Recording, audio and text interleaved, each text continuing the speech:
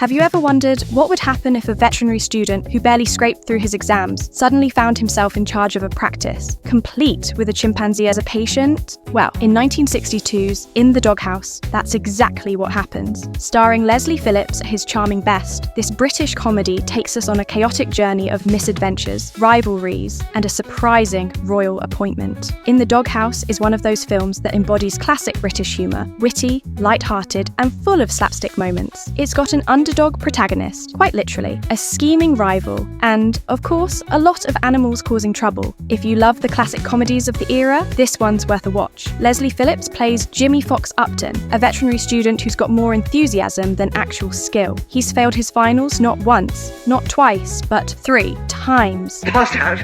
I passed out. But somehow, against all odds, he finally passes, probably more through sheer luck than talent. Jimmy takes over an old rundown veterinary practice, and in true eccentric fashion, he decides that keeping a chimpanzee in the surgery is completely normal. But, of course, there has to be a villain, or at least an arrogant rival. Now, what can I do for you? I'm having a little trouble with my chihuahua. Enter Bob Skeffington, played by James Booth. He's slick, successful, and opens a fancy new practice just around the corner, setting up a rivalry that leads to some of the film's funniest moments. Skeffington's got all the flash, but Jimmy has something far more important: heart, and, well, a chimp. And then there's Sally Huxley, played by Peggy Cummins. She's Jimmy's love interest, and while she has more sense than him, she's got a soft spot for his good-hearted nature. Then we have Hattie Jakes as Josephine Gudgeon. If you know British comedies, you'll recognise her immediately. She steals every scene she's in with that classic no-nonsense persona. One of the film's standout sequences involves Jimmy, Sally, and Gudge attempting to sabotage the shipment of horses overseas. It goes about as well as you'd expect, meaning not well at all. What are you going to do with this pedal? As soon as I've collected my dough on the other side, you'll be released.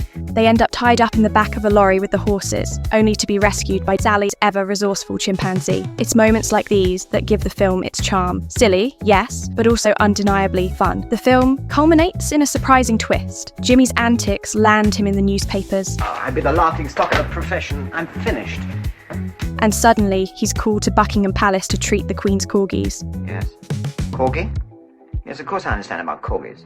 From barely passing his exams to a royal appointment, now that's a career turnaround. I've just been called to the... It's incredible. Filming took place in and around London, capturing that classic British charm with its suburban settings and quaint veterinary practice. As for its box office performance, In the Doghouse did fairly well, though it wasn't a massive hit. It was more of a cosy, feel-good comedy, one that resonated with audiences who enjoyed light-hearted British humour. Critics were generally kind to the film, praising Leslie Phillips for his effortlessly charming performance. Phillips, who was already a well-loved comedic actor, brought just the right mix of wit and physical comedy to the role. Fox Upton, what are you doing here? I was screwing up my brass. This is my practice, sir.